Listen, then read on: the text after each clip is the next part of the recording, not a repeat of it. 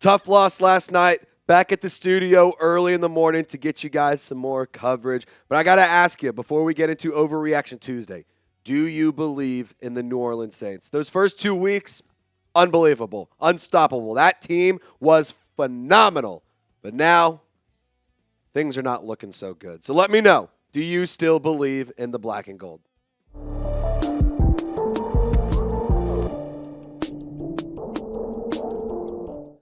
Welcome into Saints Now by Chat Sports. As always, my name is Trace Girouard. First things first, I just want to say thank you so much to every single one of you who tuned into, the live watch party yesterday. Over 270,000 viewers. We gained almost 2,000 total subscribers. So if you're new to the channel, welcome. I hope you enjoy your first video. And without further ado, I just want to introduce what we're doing. It's going to be Overreaction Tuesday. Normally we do this on Monday, but obviously, New Orleans played on Monday night. So here we are, Overreaction Tuesday. We've done this a few times, so I'm not going to spend too much time explaining it. It's pretty self-explanatory. One Florida lead, one Houdat.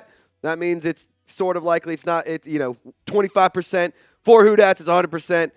0 Houdats, nothing. It's fake news. So that's just kind of how we're going to explain this and how it's going to go. But really quick, before we get started, today's show would not be made possible if it weren't for our friends over at Prize Picks. And it's the best place to play daily fantasy sports. And really quick, look at the lineup I got cooked up for us. So Bucky Irving, the running back in Tampa Bay, he is a bowling ball. He's everything that I want Jamal Williams to be. I'm taking the more. The Saints' run defense was atrocious. We're going to talk about it today. Jane Daniels, I'm taking the more on his passing yards. And then George Kittle, I just got to have him find the end zone one time. So, of course, I'm going to hammer that one. Prize Picks is my favorite daily fantasy sports app. And if you use our code CLNS when you download the Prize Picks app, you will get $50 instantly when you play $5.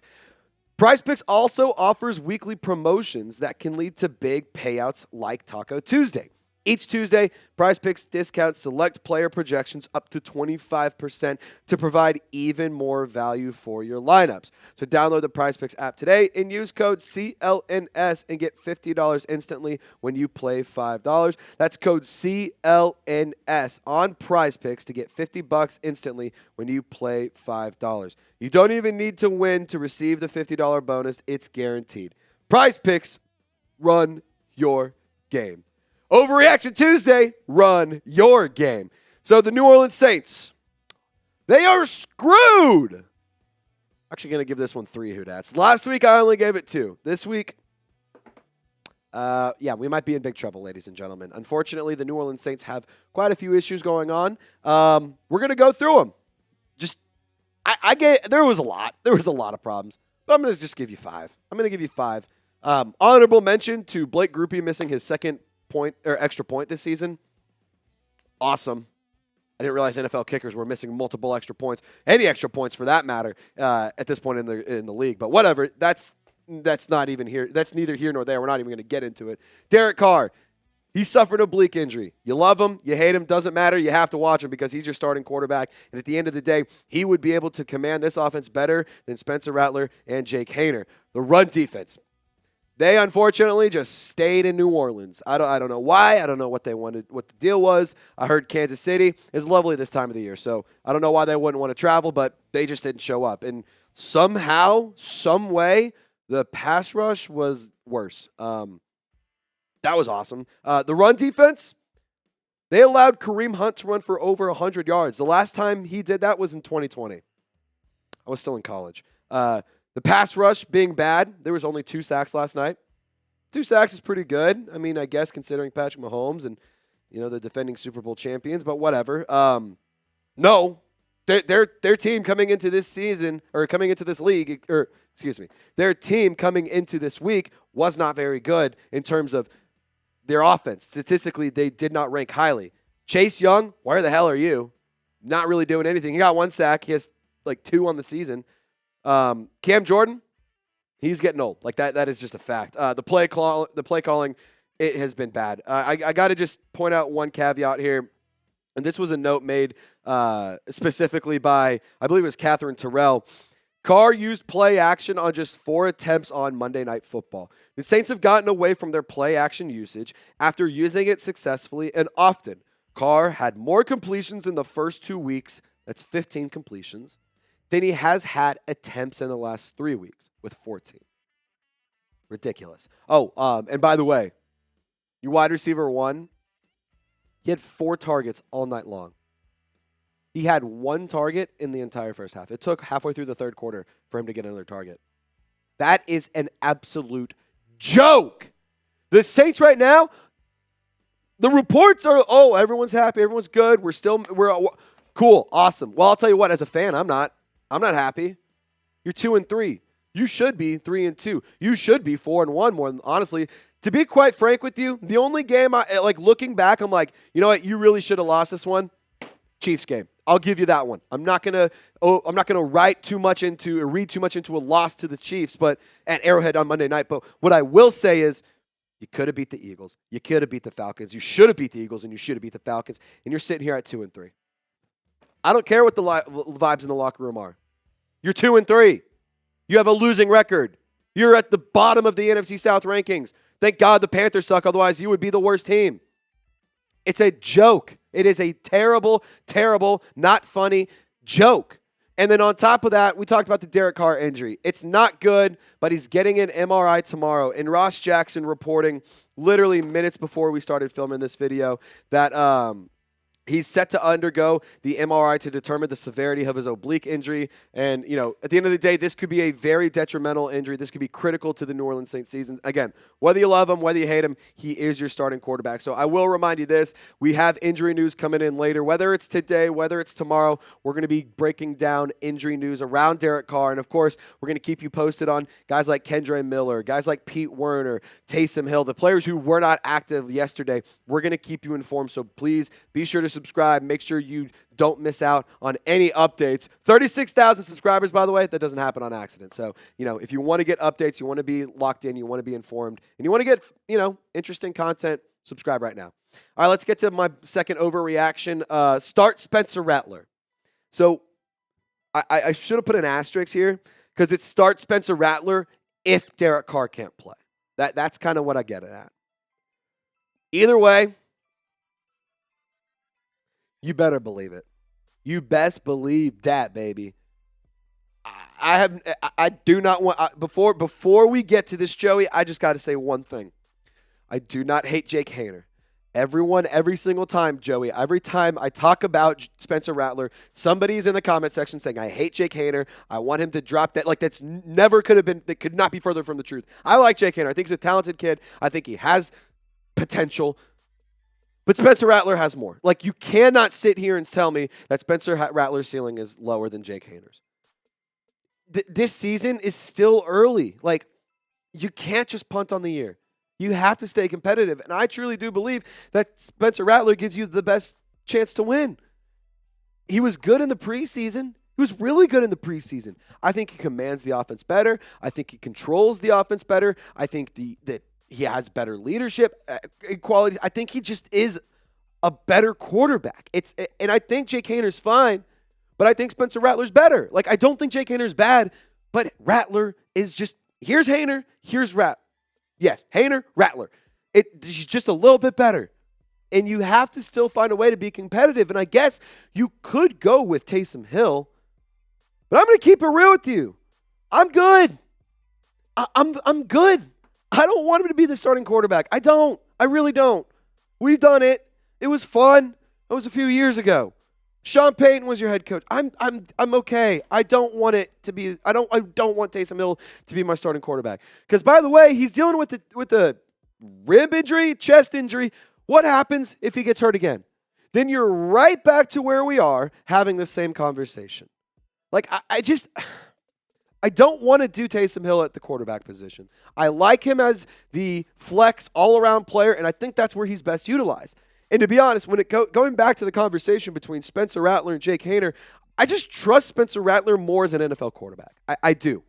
I think when Haener walked into the position he was in last night, again, I understand it was not a fair hand dealt. Bad offensive line, under the lights, down by 10, Monday Night Football, in Arrowhead against the two-time defending Super Bowl champions. That is a tough task. That's not something easy. I would be trembling in my boots too, but I'm not an NFL quarterback. Jake Haener looked lost. He looked like a deer in headlights. He looked just He didn't look like he was confident back there. Spencer Rattler, when we saw him in the preseason, he looked significantly more confident. He looked like he could manage things better. And to be honest, that was Klint Kubiak's pick too. So that's a little bit of a reason, not just for my opinion, but looking at the team and how they run, I'm going with Rattler. And here is the risk, though. Like, you can't sit here and say, like, there isn't any risk. This is 100% going to go well. No, this could go very poorly. If you truly do believe Spencer Rattler is the future of the team, maybe it's not a good idea to throw him out there yet, because you have a really bad offensive line and a rookie quarterback. You know, that's not necessarily a recipe for success. I'm just going to keep it real with you. And I don't want to mortgage the future with Spencer Rattler to try and win a few games right now. So, like, that's the risk. That's the risk you have to be willing to take. So I can understand both mindsets and sides of the coin on it. For me, I'm kind of in the boat of I want to be competitive. The O-line, it hasn't been great, but they haven't been atrocious. So I think Rattler, with his athleticism, can make it work and can make things happen. So I want you to weigh in on this conversation for me. Pick one: Spencer Rattler or Jake Haener. Again, this is all dependent on whether or not Derek Carr is good to go. That's just, we got to find out what happens with the oblique injury. Again, we're going to figure out soon. So that's why you subscribe. But I need you to let me know if you have to have one of these two start, who you picking. All righty, let's talk about Davante Adams, because it's death, taxes, and Saints now talking about Davante Adams. He has not been traded yet. My guy, Mitchell Renz, he is the host of the Raiders Report here, a very large, very well-respected YouTube channel that covers the Raiders. He was telling me that he thinks the trade could actually go down pretty soon as maybe even like today or tomorrow or something. That would be absolutely crazy. Do the Saints need a Davante Adams? 3 who-dats. 75% on the board with this, because here's the thing. I'm frustrated with the fact that you just disregard and you just ignore and cast away your wide receiver one. I mean, look at what we did in the wide receiver room last night. It was a joke. It was an absolute joke. Shout out Rashid Shaheed for that, 43-yard catch. That was awesome. Don't get me wrong. That was awesome. I love those plays. Rashid Shaheed deep balls, they give me life. But Chris Olave getting 4 targets is a crime. He got the same amount of targets as an undrafted free agent out of Yale. No disrespect to Mason Tipton, but what in the hell are you doing? You have a first-round pick, a number 11 overall selection, that you are only targeting 4 frickin' times. Are you kidding me? Disregarding your wide receiver one is just simply unacceptable. It is a joke, and it is ridiculous how you could just sit here and look at a Ohio State wide receiver, a player who has been a proven, bona fide, successful player in this league. A player who has proven he will do what it takes to come up with the catch. A player that has proven he is a quality player in the league. A player that has proven he is an asset to this team's offense. And you disregard him. You cast him away. You just forget that he exists. What a freaking joke. 2 catches for 10 yards? Are you kidding me? He's been automatic when you've thrown him the ball. Damn near every pass that's been thrown his way, he's come up with it. He has been so good when you call on his number, and you don't do it. That is ridiculous. Maybe, just maybe, stop trying to force the balls to Rashid Shaheed, who's a player I love, and try forcing them to your first-round pick. Okay, Joey, let's calm myself down here, because I think that this is important to do. Maybe we just have to remind Dennis Allen and the Saints offense who Chris Olave is. Honestly, I think this is what we got to do, man.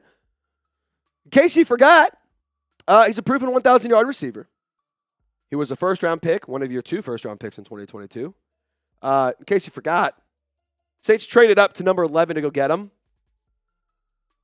He's been amazing so far in his career. He's fast. He's instinctual. He has great hands. He has body control. His ball tracking ability is phenomenal. So let's tie this back to Davante Adams. Why it's 3? I'm not going to give it 4 who-dats, because I believe that you don't necessarily need Davante Adams. You can get by with Chris Olave if you give him the opportunities. But why it's 3? Well, if you don't want to give the ball to Chris Olave, if you don't want to do Chris Olave, if you don't want to target him and you don't want to give Olave opportunities, fine. Whatever. It's a stupid idea. It's a terrible idea. It's bad. It's coaching malpractice. It's football malpractice. If you're going to disregard him, Saints still need a wide receiver 1. So maybe you go get him. Maybe you go get him. And to be honest, I think the clock's ticking. The New York Jets, breaking news from this morning, they fired their head coach, Robert Saleh. I'm not going to sit here and say that I think this was a bad move. I think it's kind of weird. I think it's like 5 weeks in is like, come on, really? Like, you should have just fired him up front. That is an Aaron Rodgers move. Clearly, he's running the front office. And if Aaron Rodgers wants Davante Adams, they're going to go get him. I think that the Jets firing Robert Saleh actually gives the Jets a better opportunity and a better chance of landing Davante Adams. So that's just me. I don't know.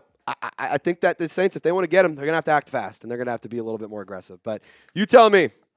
How interested are you in trading for Davante Adams? Scale it 1 to 10. 1, you're not interested whatsoever. 10, you need it to happen. Let me know in the comment section. And as always, Who Dat Nation, thank you so much for tuning in. Thank you so much for rocking and rolling with us last night. And y'all stay golden. We'll see you next time.